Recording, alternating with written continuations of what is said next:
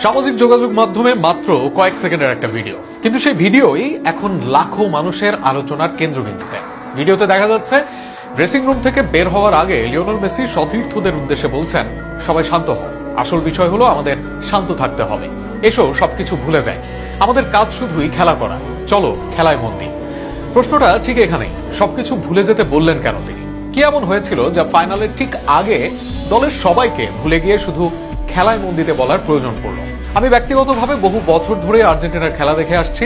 ভালো খেলেছে, খারাপ খেলেছে, হেরেছে, জিতেছে, সবটাই দেখেছি। কিন্তু এই ফাইনালে যে আর্জেন্টিনাকে দেখলাম সেটাকে আমার কাছে পরিচিত আর্জেন্টিনা মনে হয়নি। এ কারণে সামাজিক যোগাযোগ মাধ্যমে অনেক সমর্থকের মতো আমার মনেও একটা প্রশ্ন ঘুরছে, ম্যাচের আগে ঠিক কি এমন ঘটেছিল যা আমরা এখনো জানি না। তবে এমন কিছু ঘটনা আছে যেগুলো একসঙ্গে দেখলে প্রশ্ন জাগতেই পারে। প্রথমত, ফাইনালের মতো একটা ম্যাচে মেসির পরিবারকে স্টেডিয়ামে দেখা যায়নি। সাধারণত বড় ম্যাচে তারা উপস্থিত থাকেন। দ্বিতীয়ত, আর্জেন্টিনার প্রেসিডেন্ট জাভিয়ের মিলেই আসবেন বলে আলোচনা থাকলেও শেষ পর্যন্ত তাকেও দেখা যায়নি। পুরো টুর্নামেন্ট জুড়ে গ্যালারিতে নিয়মিত দেখা যাওয়া দিয়েগো সিমিওনেও ফাইনালে ছিলেন না। চতুর্থত, পুরো ম্যাচে লাউতারো মার্টিনেজকে কার্যত দেখাই গেল না, তিনি মাঠে নামলেন না, এমনকি ক্যামেরাতেও খুব একটা ধরা পড়লেন না তিনি। এরপরে আসে ম্যাচের ঘটনাগুলো। হাফ টাইমে এনজো ফার্নান্ডেজের ডাবল হলুদ কার্ডে লাল কার্ড, লিজান্দ্রো মার্টিনেজের রহস্যজনক ইনজুরি, যে খেলোয়াড় রক্ত ঝরিয়েও ম্যাচ শেষ করার জন্য পরিচিত, তিনি কোনো বড় সংঘর্ষ ছাড়াই মাঠ ছাড়লেন। এরপর ক্রিস্টিয়ান রোমেরোর ইনজুরি, স্ক্যালোনির এমন কিছু বদলি যেগুলো ম্যাচের সময় অনেকের কাছে অস্বাভাবিক মনে হয়েছে। কিন্তু সবচেয়ে অবিশ্বাস্য ছিল আর্জেন্টিনার পারফরমেন্স। পুরো 90 মিনিটে কার্যত কোনো শটই অন টার্গেটে নেই। অতিরিক্ত সময় মিলিয়েও গোলমুখে খুবই কম কার্যকর প্রচেষ্টা।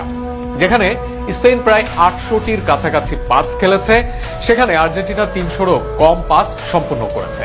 অনেক সময় এমনও মনে হয়েছে বল জিতেও কয়েক সেকেন্ডের মধ্যে আবার স্পেনের কাছেই ফিরিয়ে দিচ্ছে তারা। এটা কি শুধু স্পেনের অসাধারণ প্রেসিং, নাকি আর্জেন্টিনা অস্বাভাবিকভাবেই খারাপ খেলেছে? ম্যাচের বাইরের কিছু ঘটনাও আলোচনায় এসেছে।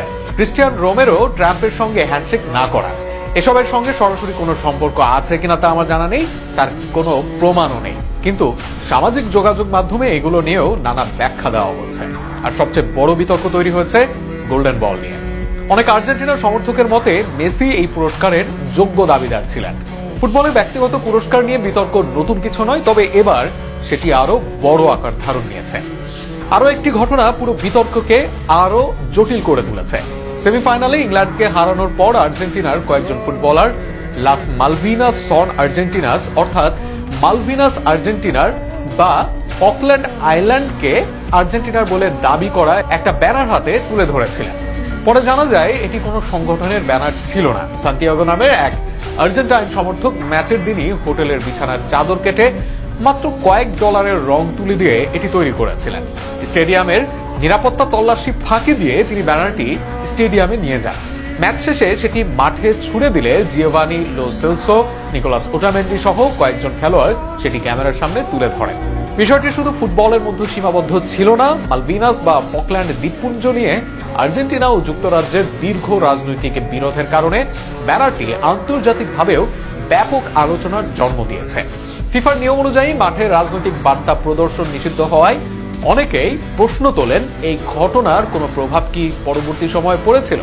যদিও এ বিষয়ে ফিফা বা আর্জেন্টিনা ফুটবল অ্যাসোসিয়েশন আনুষ্ঠানিকভাবে কোনো সম্পর্কের কথা বলেনি, তবুও সামাজিক যোগাযোগ মাধ্যমে এটিও আলোচনার অন্যতম বিষয় হয়ে দাঁড়িয়েছে।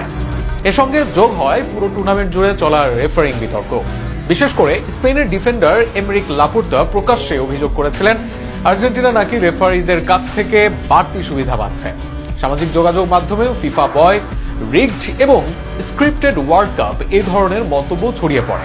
ফলে ফাইনালের আগে আর্জেন্টিনা ছিল প্রবল মানসিক চাপের মধ্যে। ঠিক এখানেই মেসির সেই কথাগুলো আবারও নতুন অর্থ পেতে শুরু করে। আমরা জানি না মেসি ঠিক কি বোঝাতে চেয়েছিলেন, তিনি নিজেও এ নিয়ে বিস্তারিত কোনো ব্যাখ্যা দেননি, ফলে নিশ্চিতভাবে কিছু বলা সম্ভব নয়।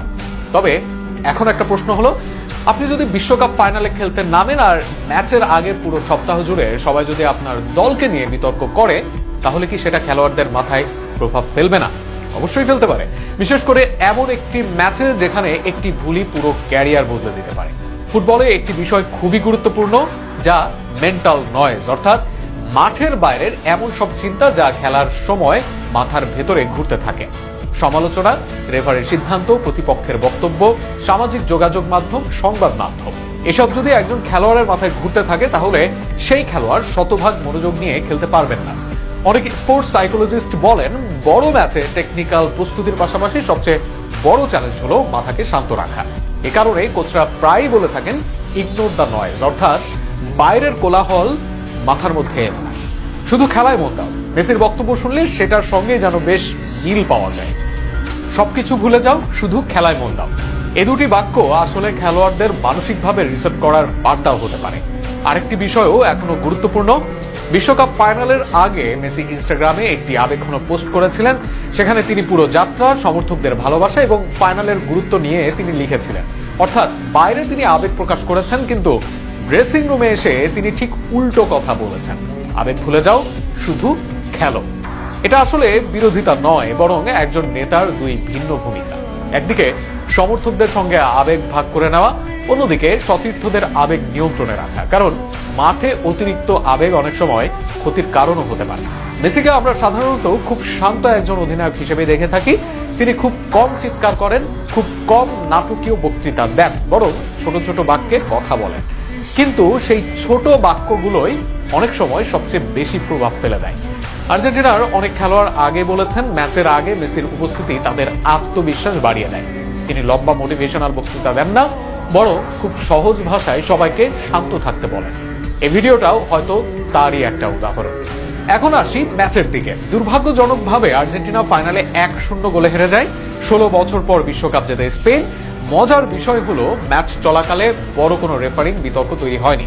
অর্থাৎ ম্যাচের আগে যেসব অভিযোগ উঠেছিল সেগুলো মাঠের খেলায় বড় কোনো প্রভাব ফেলেছে এমনটা বলা কঠিন। বরং স্পেন নিজেদের পরিকল্পনা বাস্তবায়ন করে ম্যাচ জিতেছে। তবে ম্যাচ শেষে আবারও উত্তেজনা তৈরি হয়। শেষ বাঁশি বাজার পর দুই দলের কয়েকজন খেলোয়াড় অর্থাৎ প্যারাদেস এবং বিপক্ষ দলের খেলোয়াড় এবং কোচিং স্টাফের মধ্যে ধাক্কাধাক্কি ও উত্তপ্ত পরিস্থিতি দেখা যায়। পরে অবশ্য ফিফা তদন্ত শুরু করেছে। এখানে অনেকে আবার মেসি সে বক্তব্যের দিকে ফিরে তাকাচ্ছেন। তিনি কি আগে বুঝতে পেরেছিলেন ম্যাচটি আবেগের লড়াইয়ে পরিণত হতে পারে? তিনি কি চেয়েছিলেন তার সতীর্থরা যেন কোনো বিতর্কেই না জড়িয়ে পড়ে, নাকি শুধুই মানসিক চাপ দূর করতে চেয়েছিলেন? এগুলোর কোনোটারই নিশ্চিত উত্তর নেই। তবে একটা বিষয় আমাদের মনে রাখা উচিত, সামাজিক যোগাযোগ মাধ্যমে ভাইরাল হওয়া কয়েক সেকেন্ডের একটি ভিডিও দিয়ে পুরো ঘটনা ব্যাখ্যা করা সম্ভব নয়।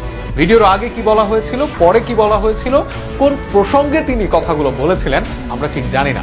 তাই একটি ছোট্ট ক্লিপ দেখে নিশ্চিত সিদ্ধান্তে পৌঁছে যাওয়া আমাদের ঠিক হবে না।